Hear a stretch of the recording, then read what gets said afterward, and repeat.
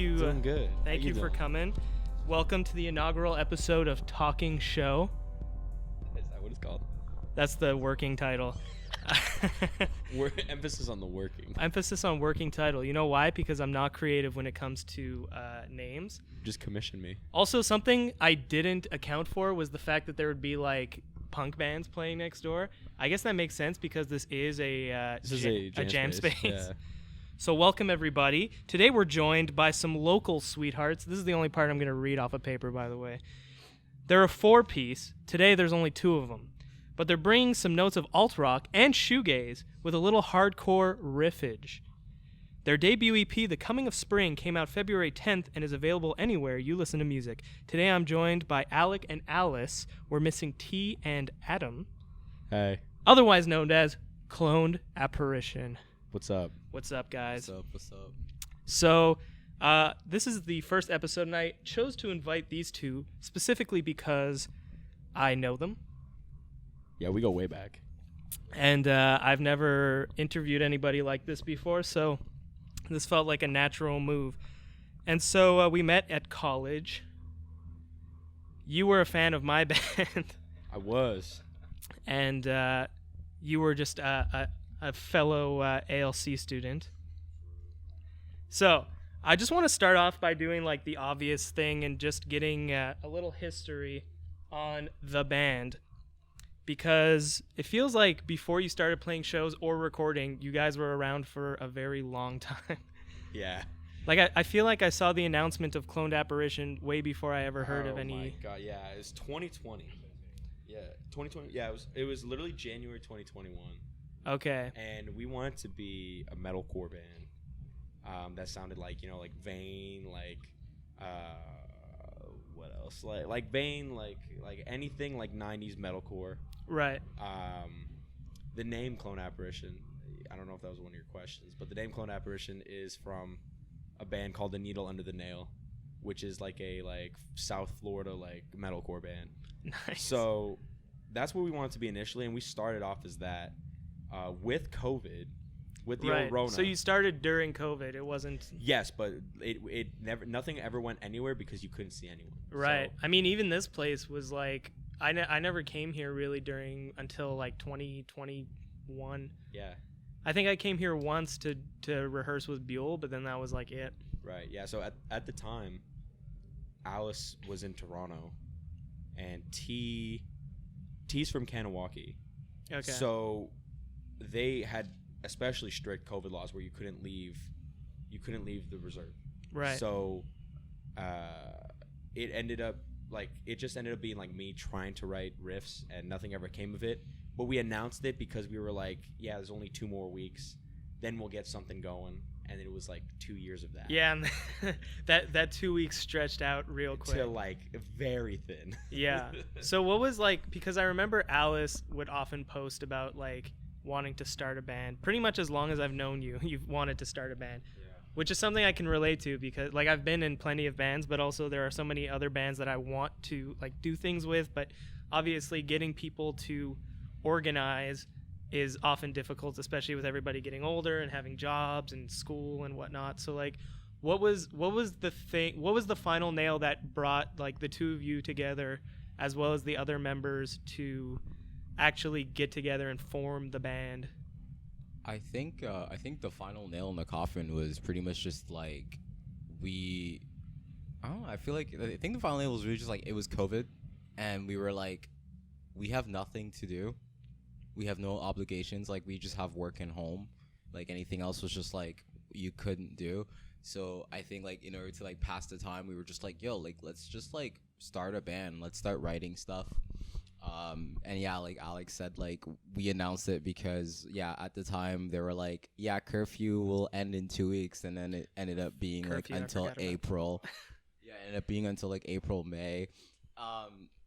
So yeah, I really think the final nail in the coffin is really just the fact that it was I came back to Montreal around 2022, and I was okay, I really want to start a band, and we both had we just had a weird little phase of metalcore. We were just listening to metalcore a lot. Right and we on. were just let's just still do. Yeah. And we were just let's just let's just start something. You know, like I got the vocals, you got the guitars, and then we got our friend T. Well, Alec's friend T at the time, which is now our friend, but Alec was like, I know someone who drums really well, and it was T. So we were a 3-piece for a while. Again, we had nothing. Right. Nothing written, but yeah. I mean, that's how it starts, right? How did you find Adam? What's it? Because I feel like, yeah. This is gonna be good. Okay, is this a fun story? Oh, this is the best story you'll hear. It's in the first 10 minutes. Okay. So we had already formed, like Alice was saying, we had formed me, Alice, T, and we had been jamming, and we wrote a good chunk of The Coming of Spring at that point. We just had no bass player, so everything was just, every practice was just guitar, drums, and then some vocals scattered here and there. But it was tough because the songs weren't fully formed. Will Trodia Jackson from Typeface. Right. Little shout out. little shout He might shout be out. on this show at some point. No free shout outs. So he introduces me to Adam. He texts me. He goes, hey, I have a friend who really, really wants to play bass in a band. I know you guys are looking for a bass player. And at first I was like, yeah, sure, let's try it out. You know, I didn't know him. We all were at CU Space Cowboy. And it was CU Space Cowboy, the band Omerta, who we're friends with, and Foreign Hands.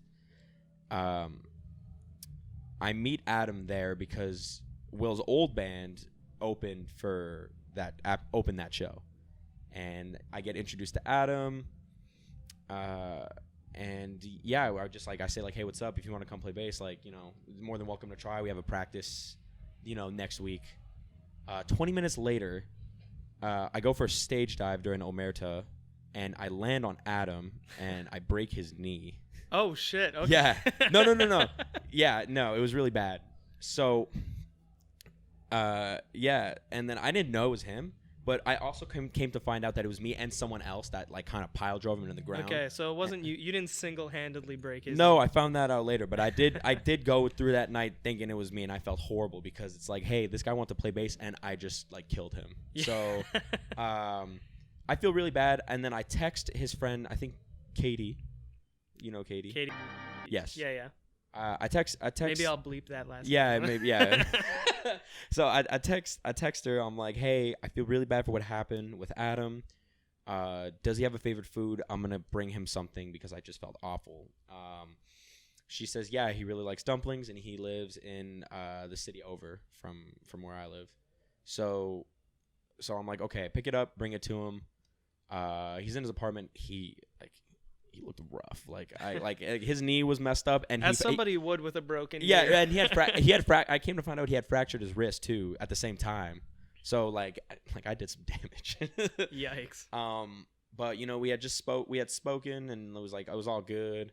At first he said like, oh, it wasn't you that did it, and I was like, no, it was, like, it was me, and he was, no, it wasn't. So I'm like, oops, okay, hey, all right, hey, listen.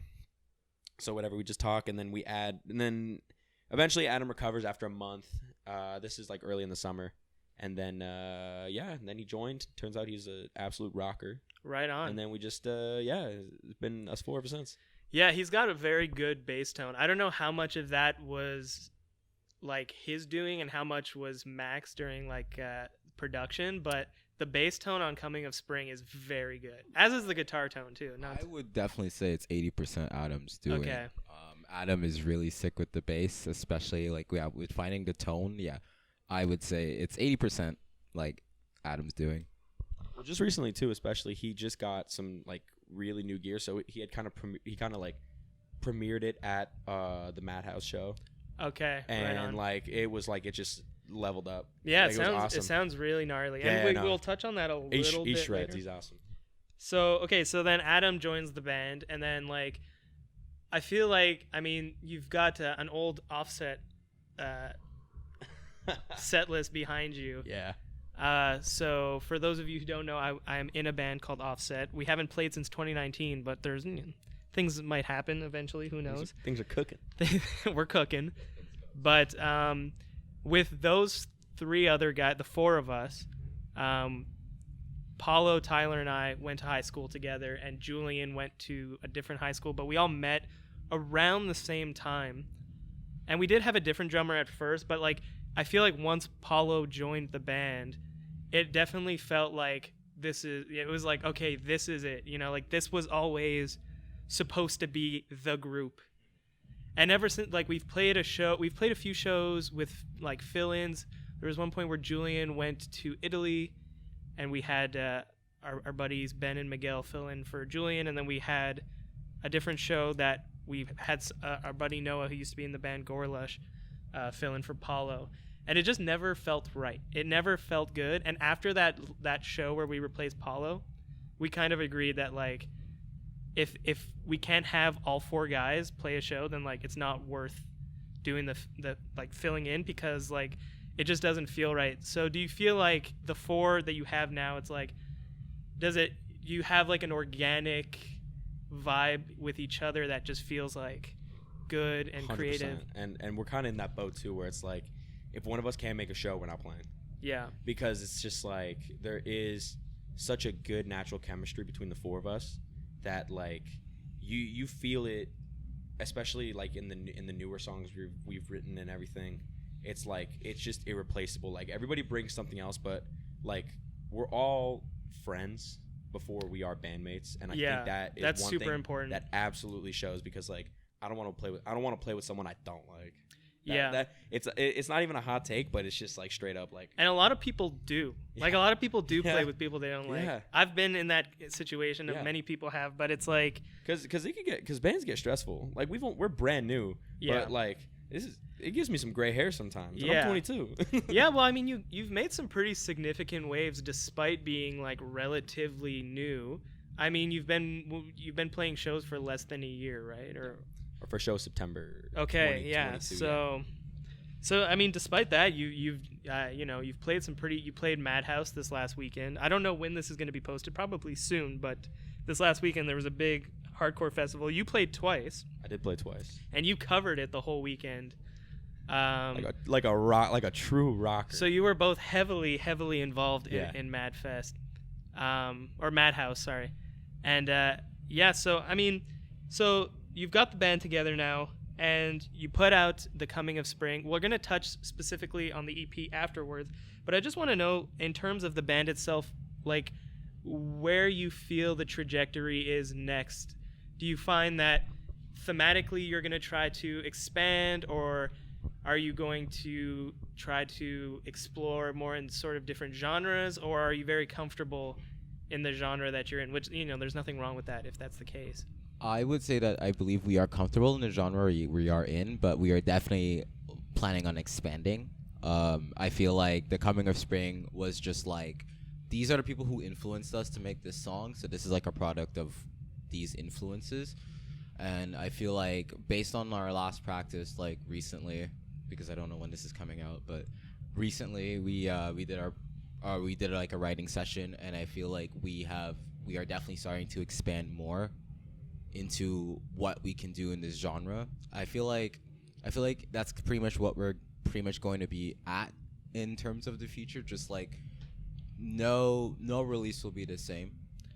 It will still stick into the confines of the genre, but I feel like we will constantly be pushing the limits as to how far we can stretch this and seek new inspirations and implement those inspirations into our foundational sound.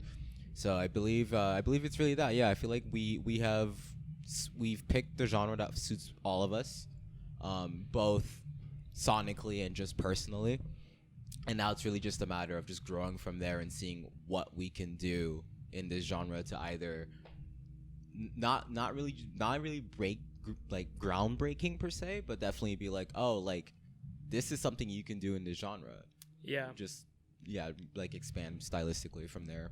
That's sick. Yeah, I mean, I really like the sound. It's very, I mean, Alec and I have talked a lot about like our love for Hum. I'm a huge fan of Hum, and like a lot of the riffs on this EP feel very Hum-esque. You're gonna love the new shit then. So that's sort of a follow-up, is like in terms of trajectory, like do you think that the next move is to record again, or are you sort of focusing more on like getting some proper sea legs in terms of to perform and play new shows? Like, Right. what is your biggest focus in terms of like what's next? Right now it's kind of an open canvas. I'd say both, straight up. I think that we are finding our footing as live musicians, and we do have a pretty good run of shows lined up already. But I definitely want to put something else out before the year's end for sure. Right on. Just because I think like the coming of spring was awesome, and it's like it's brand new. Like this came out last week. Yeah. But I think we all, when we put it out, we're like, what's next? Like we're all like really like hungry. That's to good. like, yeah. And we all like, we got that chemistry flowing. We got the shows flowing. The shows are getting better for us every single time. So I definitely think it's like focusing on the live just as much as focusing on like getting some new stuff out there for sure. That's sick. Yeah. So we're gonna talk about the actual EP, The Coming of Spring, and I want to know. This is sort of a two-part question. I have two things written down here. One is overall vibe, and the second one is mental space. So I guess that's kind of like really one question: is there an overarching theme to the EP, lyrically, more specifically, and like what was the space that you were in when you were writing for this EP? Yeah, so I would definitely say that the overall theme with the EP is definitely just like opening a new chapter in life. I feel like just based like lyrically, a lot of the lyrics I wrote were basically just like delving into episodes of like my mental health and just realizing that like, yeah, like shit sucks. And Amen. shit sucks. It's also like I think like everything I've written was really just a culmination of everything throughout the years. From specifically from like 2017 to like recently. Just in terms of like just like lots of stuff have happened in those string of years where it's like, yeah, like I've lost people I loved. Whether it is like relationship wise or just like life wise, like like they're no longer with us. I've gone through like lots of like stressful things, and it was really just like, and then yeah, there were certain things that were angering me. So like, for example, like I don't know, like Avalanche was really just like, I pretty much just painted a picture of like what would happen if I kept my feelings in. And I was like, yeah, like I will burn this town alive if I keep my feelings in. So Avalanche is really just like a painted picture of that. And like Let Love Out was really just like, it was really about my recent breakup in 2020. And it was like 2 weeks before COVID. So on top of that, it was like, oh cool, I'm mourning this loss of a relationship, but then COVID and I'm still in my thoughts. So now you're alone with yeah, those now I'm thoughts. like really Yeah. alone with my thoughts. So, and then it got to the point where I was like, I never want to fall in love again. So that was like Let Love Out. And like Horizontal Rust was really just like, yeah, like being in my thoughts. And like I would probably say it was like the lyrically darkest song. Despite it being very energetic and jumpy, it is like the lyrically darkest song. Just like, because I was just like, yeah, like there was a time where I was just in my thoughts and I was like, yo, I should just end my shit right now. So that's pretty much just that, like whether it's like ideation of suicide or just being like, I could just rot in my bed and like pass away here. That was that. And then Coming of Spring was really just like, again, like literally like just a new chapter in life, just realizing like life is cool sometimes. Yeah. And yeah, so I would definitely say that like, yeah, just the overall theme was just really about like the trajectory of like my mental health throughout that 5-year timeline. That's sick. I love that. Like that's something I find that's so therapeutic about music is like the innate ability that it gives to the writer to like, it is very therapeutic. It's very like visceral, the relief you can get from, articulating your feelings through music. Mm-hmm. And some people do that instrumentally, some people do that lyrically, but I definitely feel the vibe on the EP, and I love that kind of thing. And I will talk about that a bit also later. But now that we've gone through that, I just want to go through the songs, not really like review style, but just sort of talk about the songwriting a little bit. And we don't have to get, this doesn't have to be too elaborate, but I want to start with Horizontal Rust. So I wrote big hum intro into dirty clanky bass. So like I said before, I love the guitar tone and the bass tone. And you use that sort of transition a few times over the EP. The like very loud, big intro, cut, bass part. And not that that's a bad thing. I think that's great. It's very similar. I'm trying to remember the name. There's a Smashing Pumpkins song. I think it's The Everlasting Gaze. Is that a Siamese Dream? No, I don't think so. No, oh, man, that's going to drive me nuts until I look it up after this. But there's this part where it cuts to the bass, and it's just this, like, really fat bass, and it's so sick every time. But, like, it's very similar to that. And the singing on this song, and there's a later one that you use sort of the same style. Yeah, Let Love Out, where you use this sort of, like, atonal... It's very similar to Matt Talbot from Hum. And I was wondering, like, because you were talking about the lyrical influence of that first song. And, like, was there a decision to make it in such a way where, like, and there's certain parts of the songs where it almost feels like it's, like, droning. It feels like it's, like, it's almost, like, overwhelming, you know, if that makes sense. I don't, yeah. And I mean that in the best way possible. I don't mean that. So yeah, was that like an intentional? This is for Let Love Out. For Horizontal Rust. It wasn't really intentional. I think I had kind of, like Alice had said before, it was kind of an amalgamation of our own influences. But that was the first riff. That was the first song we had ever come up with. Okay. And I remember we specifically wrote in that bass part without having a bass player. So okay. it was fully intentional to do that because I can't remember what band. You know what? It was probably actually Smashing Pumpkins, but the song Adore. Okay. Or anything off that album, how it kind of like they do the guitar stuff and it just cuts and it's like the really big bass. Yeah. So I kind of structured it around that.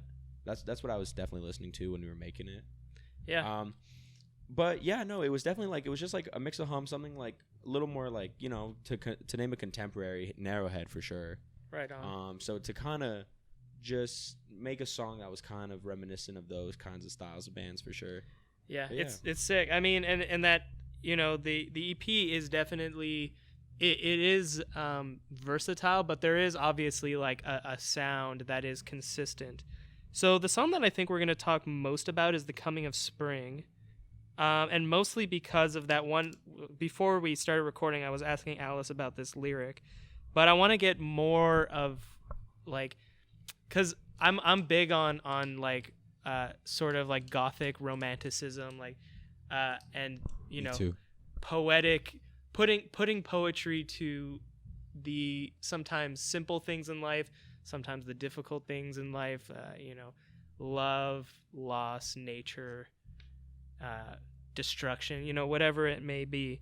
So the lyric in the lyric we're talking about is, let's start everything over.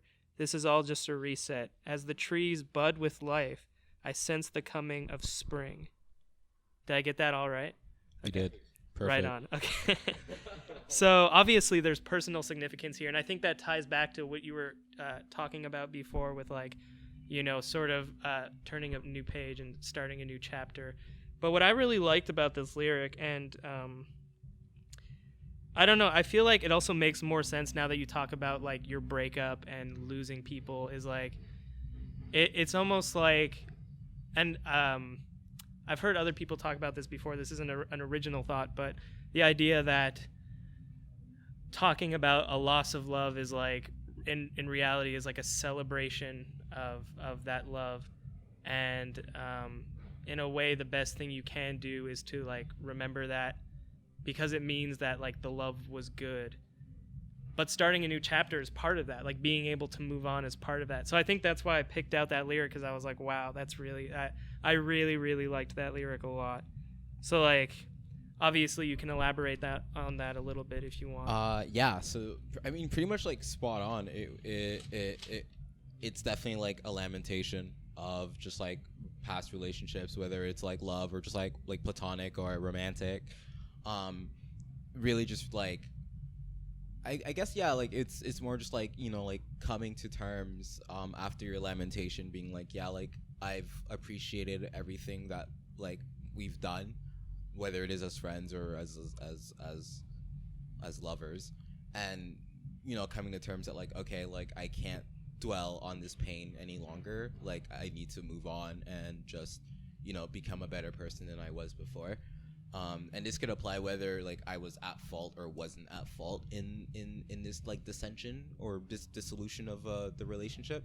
But just realizing that like, yeah, you know, like sometimes what someone wants best for you is really just for you to like continue to thrive and just, you know, be the best version of yourself that you can be, even if that person isn't really around to witness that anymore. So I pretty much wrote that song. It's funny enough, like I wrote that song while we were recording.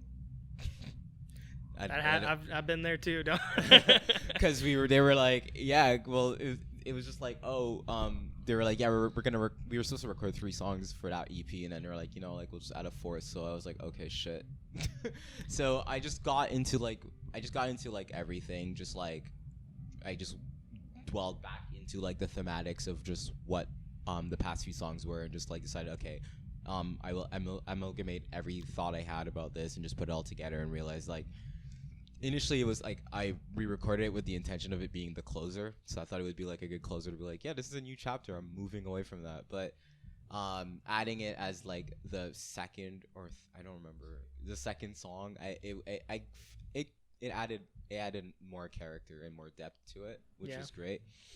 But yeah, it was really like the whole process behind it was really just like lamenting on like past relationships and past friendships, and realizing that like the common point in all of these like dissolution of these like friendships was that both parties, all they wanted was just to, you know, like they're like, your mistakes don't define you.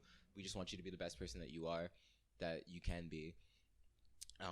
And just like dwelling on that, like it made me realize, yeah, like I should probably like I could write about that, and it would fit with the EP very well. Yeah, it did. And how serendipitous that ended up being, like, for me at least, the most significant song on the EP. I mean, selfishly, it's my favorite song. I mean, but it's the first song we had wrote as a 4-piece too. Okay. So it was especially like we had it at the last song, and we were like, yeah, it's cool, but we were like, what if we just make it the second, because we all really liked it. And like Alice had said, they only had the lyrics in the studio, but when they laid down those vocal tracks, I was like, we have something here for sure. Like this is like it's not a hit, this is the one. This is literally, I said this is the one. That's sick. But even like when we played our last show of the year with Prowl, they like I remember going, we're like kind of like where all our gear was, like on the side stage, and I go to everyone, I'm like, we're gonna play like that new song, and Alice didn't have the lyrics, but they kind of like plugged in and placed it, and like the crowd reception was really good. So, and it's like people tell me they're like, it's like our favorite song, so I was like, we had to put it, so it worked out. It worked out, and I was like, perfect. But I was like, yeah, we have to put it second, like, yeah, without that's question. Sick. Yeah, and I mean, yeah, it's a great song. So I'm not gonna talk any more about any of the other songs, because like, not that they're not good, but just like I you know, I don't. You hate us like that? No, I don't want to like drone on about every single song, No, you know, specifically. But now I just want to talk about more personal things in terms of the band and the, you know, the influence of the band. Not in terms of like your musical influences, but what I wrote down here is, what is the significance of love? And I think we kind of touched on that already, but I want to hear from you specifically, because I don't just mean lyrically, but like I also wrote, is the mission one of love or a release of ecstasy, or like what is it that drives you in terms of your writing, and like what is the hope that you have for the sound of the music? Want me to answer that? Yeah, it's true. That is very philosophical, but Yeah, I mean, you can both answer, but because I don't just mean lyrically, right? I mean, like, as a band, like, you know, for example, with Offset, like, I think we are all sort of in a boat where, like, we use Offset as, like, a release. It's, like, such loud, abrasive music that we play, and it can be very aggressive, but it can also be very melodic sometimes with the way Tyler plays. It's true. And so, like, for you as a writer, like, what is your mission? It's to me, it's like when I'm writing a song, it's like it's what I've always wanted to make, and I think it's like it took a long time because I had always been like, you know, involved in music in some way, but I had never like I always knew I wanted to do something, I just never knew how to do it. And it's like when I write these songs, it's like musically, it's like it's exactly what I want. And I say I a lot, but obviously it's like it's a whole band process. It's your music. Yeah, for sure. I mean, like when I write these guitar riffs and everything, it's like it's what I want to sound like, and it's what I think can transmit whatever message we're trying to get across, whether it be sonically or lyrically. I think it's just like it's the vessel of delivery, and I say it like almost sounded pretentiously, but it's just like I when I write these songs, it's like it's what I want to sound like, and it's like if I don't do it, like I'm gonna be like it's gonna always eat at me if I don't write this song. Yeah, do this, I think that's important too. Yeah, absolutely. Because I mean, like it's like I said earlier, but you know, music can be very much like medicine. You know, it can be very much. It can really help you if you feel like you have feelings that you need to get out. Absolutely. And that includes, you know, shredding a guitar. Hey, it doesn't. You don't have to be singing. Just absolutely riffing. Yeah. But even on stage too, it is also very cathartic, and I think for all of us too, like we're not staying put, like we're moving. And yeah. It's like it feels great. It feels awesome. So this is a question you can both answer, and this is very much not involving music, but. And I can already feel people being like, "Oh, you're ripping off Lex Friedman with this." It's okay. I don't know who that is. So. Okay, he's a like very very famous podcaster. But he always asks people, "What is the meaning of life?" Right? But I feel like that's like sort of a very vague question. So what I think is a better question, and I asked this because this is something that I struggle with a lot personally. And I do find it very interesting to talk to other people and see what they think. But for the two of you, like, what makes life worth living, I think is a better question. People, just the connections you make. You know, doing the experiences you live with the people that you do. Like, I think about this band. It's like everything that we've done and what we are going to do is like, to me, that makes it like worth living. And, you know, and I think just in general, just spending the most amount of time with the people that you care about, you know, because time is finite, right? So I think that, you know, just cherishing every moment. And yeah, that weird siren in the background. Yeah, from the band I can't hear it that well through the headphones, but I'm sure it's gonna make it through. It's a police band anyway. Yeah, no, I think it's really just that. It's just I don't know. That to me, that's what makes life worth living. Right on. Yeah, pretty much what Alex said. But what makes life worth living is definitely just like making the most out of pretty much everything. Like, you know, as you grow up, you start to discover yourself more. You know, you start to realize like, okay, like what do I want to do in life? You know, like what, like. You know, like in the past, in your childhood, you probably go through like 3-4 different career choices. You know, like for me, for example, like I was like, yeah, I want to be an architect, and then I was like, no, I want to be a computer scientist. No, I want to be a graphic designer. No, I want to be a photographer. But like, you know, once you discover your true calling, you really want to make the most out of that. And with what Alex said, just like, you know, with the connections you make, whether it's professional, platonic. You know, just making the most out of those connections, you know, spending time with them, you know, just enjoying what you love and taking it to the fullest. I do believe that's what makes life worth living. I've had that discovery very recently, for sure, with the inception of this band. It was really just like after writing all of that, you know, and then seeing just like seeing people that I love and enjoy having around, you know, saying like, this is great, this is amazing, you know, you guys are gonna take it far, you guys are talented, and just like other like affirmative things like that. It made me realize that, yeah, you know, like life, once you find your true calling and you take it to the level you want to be, or you just put in your 110% into it, and you watch the product flourish, a product you've worked so hard on. It could be anything, it could be creative, it could be whatever. Just watching any product or project that you've been working on just flourish to its extent because you've put in your 110% into it, whether it's by like working on it or making the connections. I feel like that's what makes life worth living. And I feel like, you know, the realization that like everything you do, no matter how small it is or how big it is, there's a statement to it, and you're leaving a statement. And that statement will hold dearly to people. And I believe that is definitely what makes life worth living. I like that. So just to finish off, I just want to know if the two of you have any parting thoughts, anything you want to say to anybody who might be watching in terms of things you've got going on with the band or whatever. Yeah, well, we are playing, I don't know when this will air, but we're playing March 18th at Turbo House. Probably pretty quick. I might just go home and edit it tonight. I don't know. That's fair. That's fair. Hey, do what you got to do. Yeah. Yeah, we're playing March 18th at Turbo House with the band Mostonero from New Jersey and Asumi from Quebec City and the Dark Plains, which I think are from Ottawa.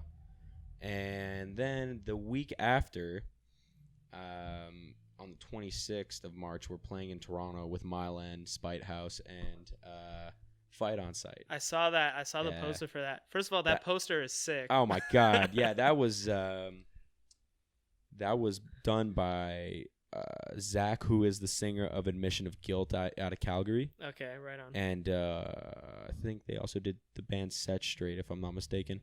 But yeah, I think that was something that Kyle from Solace Music Promotions commissioned. But like the way that they did our album flyer was like our album cover on the flyer was like, it was incredible. I was like, whoa, that was awesome. As for myself, funny enough, the 25th Bruiserweight is playing with D Block, Die Alone, Bar Down, and Cohesion. So that is going to be like a literal murderous gig. Yeah, followed by a fun little alt rock gig. Oh yeah. Yeah. Nice. So yeah, so that 25th one is in Hamilton, and then the 26th is at Hard Luck. So you're going around. Oh, dude, I'm worldwide. Hamilton and Toronto. Yeah. Global. GTA. What about you? I mean, Alec pretty much did the whole promotional thing, but if anyone that I'm going to say is listening to this, honestly, like I don't know, like Coming of Spring is honestly like the most or a good piece of catharsis that I'm so happy that people got to listen to.